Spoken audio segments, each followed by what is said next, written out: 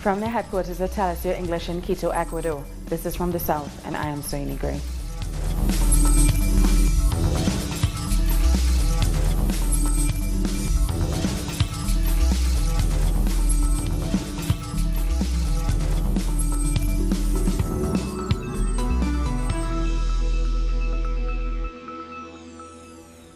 In about a half an hour from now, the International Court of Justice in The Hague is due to deliver a long-awaited judgment. It will rule on Bolivia's dispute with Chile over access to the sea. The Bolivian President, Evo Morales, is in The Hague to hear the ruling. Morales is hopeful that the ICJ will force Chile to negotiate access to the Pacific Ocean for his country. The current borders with Chile were established via a treaty back in 1904.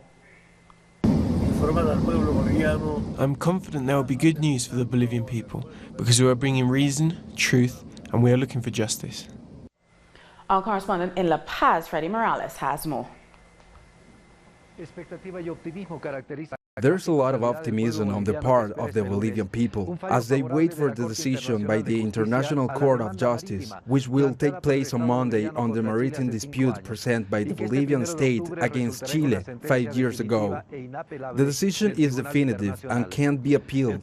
President Evo Morales is at The Hague to receive the ruling, joined by former presidents, to show that Bolivia's access to the sea is a national demand. It's something that Bolivians have wanted for more than a century. In 1879, Chile invaded and took 120,000 square kilometers of the territory that allowed Bolivia to access to the Pacific Ocean, taking 400 kilometers of coastal line. More than 10 Chilean authorities in the past have promised to solve the issue. This call has been made to force Chile into a negotiation to resolve a matter in Bolivia.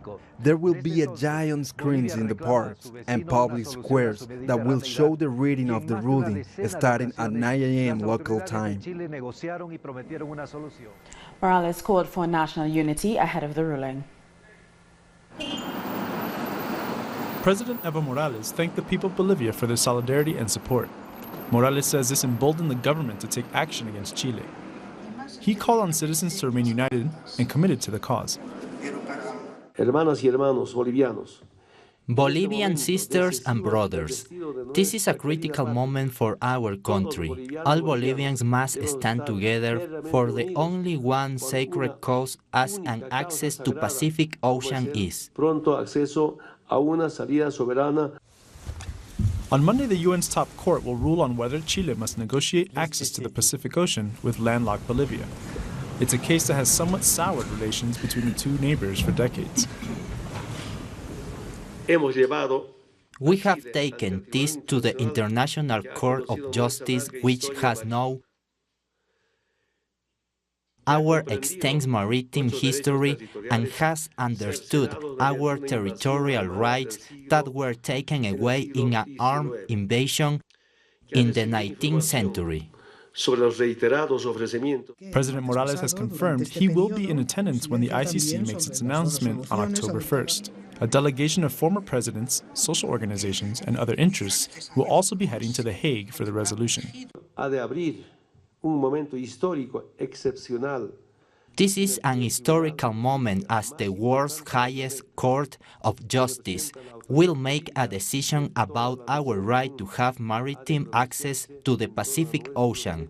We are ready for that.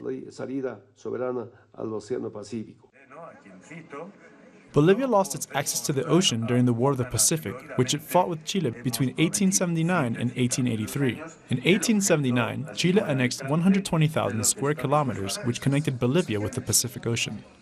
Chile has asked the ICC to negotiate with Bolivia about the access to the sea in a reasonable period of time.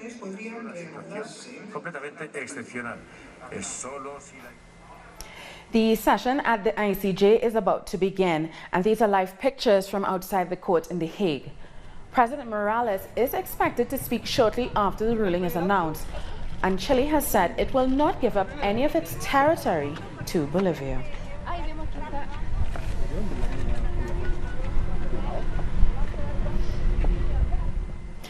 In a last-minute deal, the United States and Canada have reached an agreement to replace the North American Free Trade Agreement as a trilateral pact with Mexico. Canada will give the U.S. dairy farmers access to around 3.5% of its nearly $16 billion domestic dairy market. However, the two countries failed to strike an agreement regarding U.S. tariffs on Canadian steel and aluminium exports. Salvaging the $1.2 trillion open trade zone from collapsing, the three countries plan to sign the new U.S., Canada and Mexico agreement at the end of November. Candidates for Brazil's presidential election held another televised debate on Sunday. There's just a week to go before one of the most important and uncertain elections in Brazilian history. Several of the candidates paid tribute to the millions of women who marched over the weekend. They were opposing the far-right candidate Jair Bolsonaro, who leads in the polls. Bolsonaro left the hospital at the weekend after he'd been stabbed while on the campaign. It's about defending democracy and defending the rights of women, of workers. This is very important for democracy and for Brazil.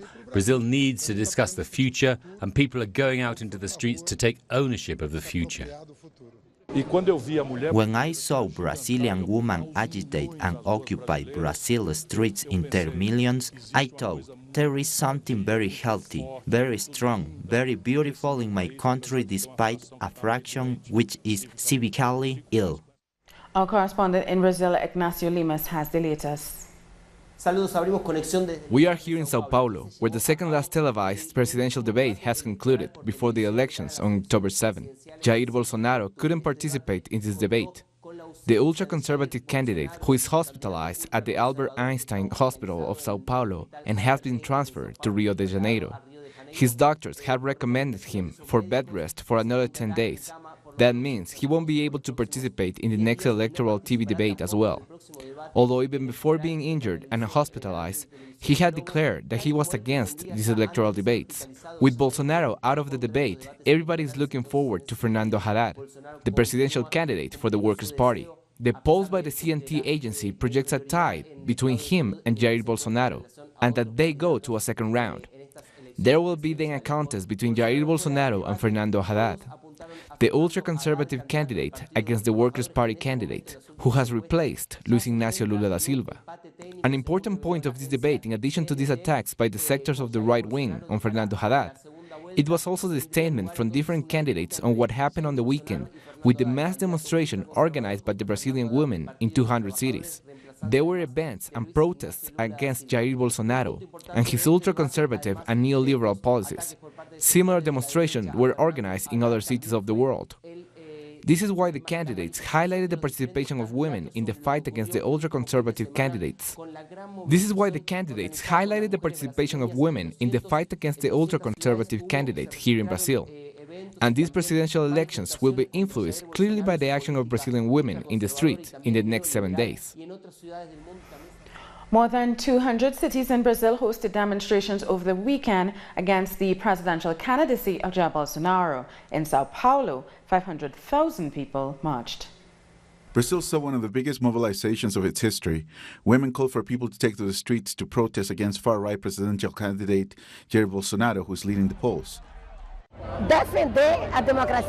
We must defend democracy to fight against sexism and racism. These are not part of our diversity. Candidates like Bolsonaro are racist, fascist, and sexist. He said that if he is elected, he will not do anything to defend indigenous territories, that black people are useless, and that women will have to be paid less than men because they could get pregnant. We have to react now. The massive event was led by the Workers' Party vice presidential candidate Manuela Dávila and Marina Silva, presidential candidate for the Sustainability Network Party. The main objective of this event is to show that we will not accept a candidate that spreads hate against any minority. We are people from all kinds of political backgrounds. Each one has its own ideals, but we are here together to reject any type of negative behavior. We are not going to vote for a candidate like him. At the end of the event, several women read a manifesto in response to the attacks of Bolsonaro and his neoliberal government program. We are not going to vote for a fascist candidate. We are going to have a democratic process, not only through women's voting, but all of us who are part of this movement today, not only in Brazil, but also worldwide. The organizers called for a new demonstration on October 7th, the day of the presidential election, using the polling stations across Brazil to say no to fascism. Brazilian women living abroad have also marched against Bolsonaro. In Mexico City, a group of women gathered in the city center to say no to the far-right candidate. They say Bolsonaro is the face of fascism and that he represents a threat against the rights of women and minorities. Hundreds of Brazilian women also gathered in New York against Bolsonaro. They say it would be a tragedy for Brazil if the far-right candidate wins the elections. Demonstrations against Bolsonaro have taken place in more than 60 countries around the world. It's a real danger for women, it's a real danger for the LGBTQ community, it's a real danger for African Brazilians, it's a real danger for indigenous people in Brazil, for all the minorities, and in that sense it's a real danger for Brazil's democracy, for Brazil, for the whole country of Brazil. The LGBTI community in Rio de Janeiro has celebrated Pride with calls for people to go to the polls next Sunday. The march called for people to vote for candidates who defend LGBTI rights. The frontrunner, Jair Bolsonaro, is notorious for his homophobic views. These elections are also historic because of the number of LGBTI people standing has increased almost fourfold in comparison to previous elections. We're going to take a short break now. More news after the break.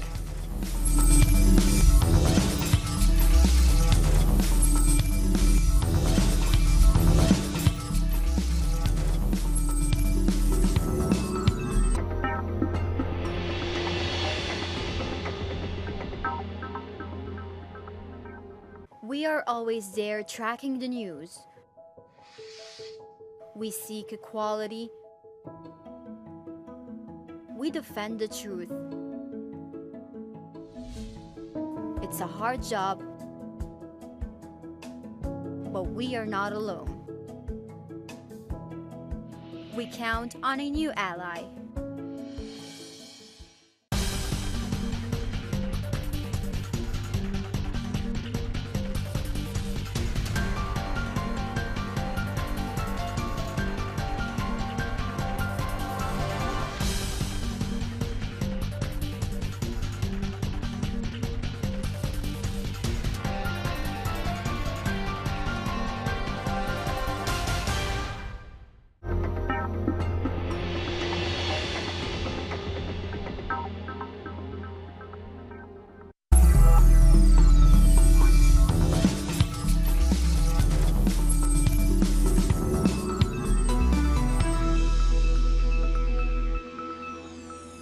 Welcome back. Women in El Salvador have gathered to defend their right to access abortion. Abortion is criminalized with up to 30 years in jail, even in cases of a miscarriage. Demonstrators went to the headquarters of the Conservative Arena Party, urging for a change of their position on this issue. Sunday marked what would have been the 27th birthday of Botham Jean, killed by police in Dallas on September 6. Family, friends and supporters held a Thanksgiving birthday march and ceremony in St. Lucia to mark the occasion. About 200 activists also attended a forum at the St. Paul United Methodist Church in Dallas for what was designed as a call to action. Yeah, it's difficult today, but as we heard, today would have been his birthday, and he would have celebrated 27 years. It gives me joy just knowing the type of person that Botham had grown up to be. It gives me joy in my heart, despite the fact that we are mourning and we are filled with grief at his loss and the tragedy, the tragic way he was taken from us. I don't think we will be at peace internally because the case goes on, and we would have to be flying out to Dallas when we are needed up there. Our lawyers will keep us abreast. So I see a long, drawn-out situation, difficult moments. I would have really loved it to go to end now, but I know this is not the way things happen, and I suppose we will be grieving for a very long time. An increase in the Dominican Republic's public debt is worrying its citizens. The increase in public debt in the Dominican Republic is raising concerns. Experts say conditions are becoming more complex ahead of future negotiations. Dominican Republic's debt is becoming highly worrying because 73% of the full debt that the country has is in bonds, that is, in financial documents that we could have to negotiate with many people to save it at the time of its complaints. Over the last 6 years, debt has increased to 68%. That represents 54% of the gross domestic product. Taking into account the interest rates, this could become a grave issue. The central bank keeps borrowing money that the people have to pay back. Every year, 70 billion pesos are put out to pay the interest of that debt, with 14% of interest rate. External debt has reached almost $21.5 billion as of July 31st, and domestic debt reaches almost $10 billion. This is an increase of $4 billion compared to 2012. One of the most worrying issues is the debt linked to the central bank, as a consequence of the bank crisis of the years 2003 and 2004. This is a ballast for the government because every year it has to invest 14% of the GDP of our central bank. According to experts, the increasing of debt is becoming a serious issue for the country. The government will either have to replan its budget or keep investing in its debt payments in order to avoid default. French President Emmanuel Macron has promised to help tackle a sargassum seaweed invasion in the island of Guadeloupe. During a visit, Macron said his government would invest up to 5 million euros in the next year to help local authorities deal with the problem. The surge in the sargassum seaweed growth across the Caribbean in recent years has been linked to the warming of the oceans and has posed a serious economic and environmental problem for the region. In Mexico City, the 50th anniversary of the Tlatelolco massacre of 1968 will take place on October 2nd. Some survivors and social movements are preparing for the commemoration of this historic date. Felix has returned here to the Plaza de las Tres Culturas in Mexico City, almost 50 years from the event that changed his life and the entire nation as well, the so-called Night of Tlatelolco. Here the state repressed with violence a student movement of which he was a member of, something that was engraved in history. People know that here at Tlatelolco, a crime against humanity was committed. A crime of genocide remains unpunished. The violent event, in which armed and paramilitary forces participated under the president's commands, left an undetermined number of dead people, but also marked the future of social and political movements in the country, which are prepared today to pay tribute to the victims of the massacre. The commemorations organized by student movements are also protests that follow the slogan, "The victims of 1968 are remembered." Throughout the city, more than 100 events are planned to remember this historical date. This exhibition used images which during those years were not able to be published because of the government's censorship to explain the student movement.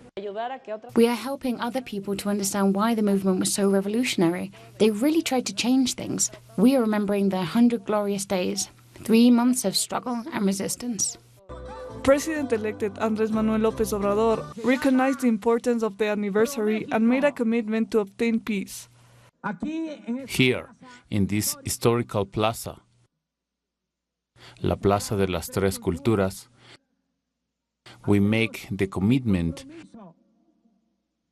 to never use the army again to repress the people of Mexico. During the 50th anniversary of Tlatelolco massacre, several social organizations will carry out a demonstration to the Zócalo Square chanting, "October 2nd will never be forgotten." Time for the second break of this newscast. More news after this.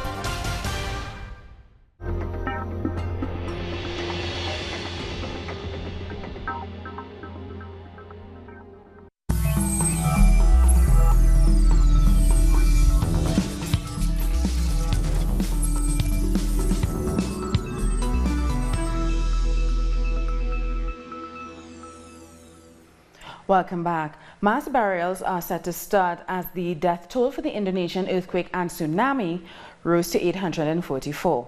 Rescuers are still trying to recover survivors in Palu, the city of 350,000 that was swept by the tsunami. Authorities fear the number of victims could be in the thousands as rescue efforts are yet to reach remote areas. The disaster has also displaced around 48,000 people. A 7.5 magnitude earthquake followed by a tsunami hit the island of Sulawesi on Friday. And it's been 1 year since the October 1st referendum on independence in Catalonia. Thousands of protesters attempted to block roads and train tracks in Catalonia. Others marched in Barcelona to mark the anniversary. The vote in favor of independence led to a heavy repression and constitutional crisis with the Spanish government in Madrid. At least 9 pro-independence leaders remain in jail. Everything started on October 1st, and everything is centered around October 1st, because that is the moment when Catalans collectively and democratically exercise the right of self-determination. That is the greatest thing a people can do when they feel free and want freedom. And our correspondent in Barcelona, Joan Ortiz, is at the demonstration there. This is the demonstration called for by the platform of universities in favor of independence. They want to go to the center of Barcelona to support the mandate of the referendum on the 1st of October last year. 2.3 million people voted then. 2.1 million voted in favor of independence, which was then proclaimed but was never implemented.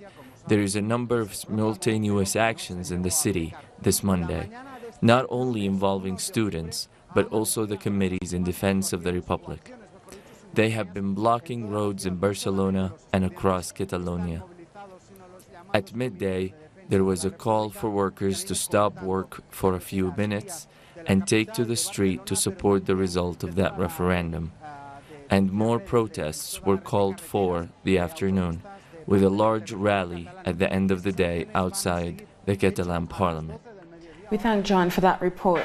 Cameroon's President Paul Biya has vowed to use what he called a firm hand to restore peace in the English-speaking region of the country. He also told supporters at a campaign rally that dialogue is needed to overcome the violence in that region. Hundreds of civilians and dozens of security forces have been killed in the country's Anglophone northwest and southwest this year.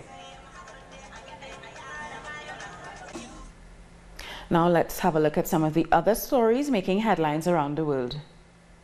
North and South Korean military troops have started to remove landmines along their shared borders in a bid to curb tension and rebuild trust between the two countries. North Korea's Kim Jong-un and South Korea's President Moon Jae-in agreed on the demining project during their meeting last month in Pyeongchang. The agreement also involves removing guard posts and weapons from the zone after the demining finishes. The Nobel Prize ceremony has kicked off in Sweden.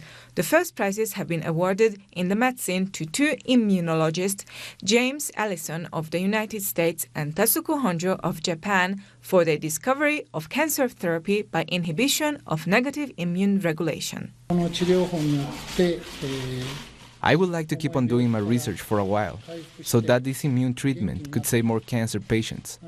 And I wish this treatment develops, as many researchers in the world are working hard on it.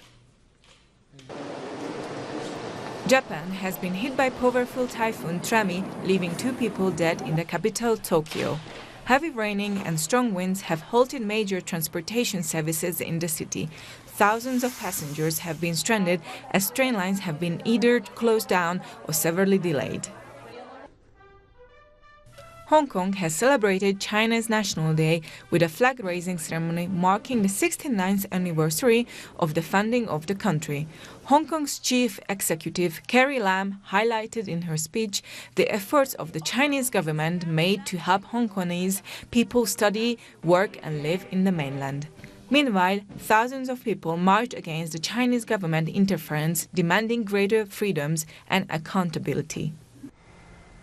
And we end with the news that Ken Professor Fillmore, the ace steel pan arranger, composer and panist from Trinidad and Tobago, has died. He was in a car accident on the 24th of September, the Republic Day holiday, and died early Sunday morning. As a panist, the 58-year-old Fillmore had a long-term relationship with Fontclair Steel Orchestra. He was hailed for his innovations with the steel pan and his enthusiasm. Since news broke of his passing, friends and fans have been paying tribute to the musical icon, who many remembered not just for his talent, but for his warm personality.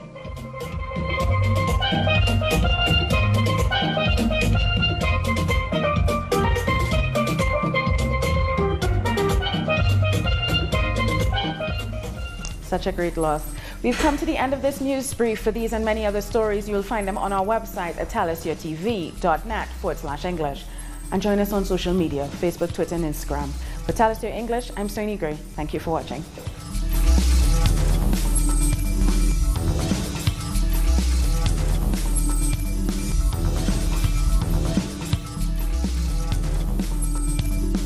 We are proud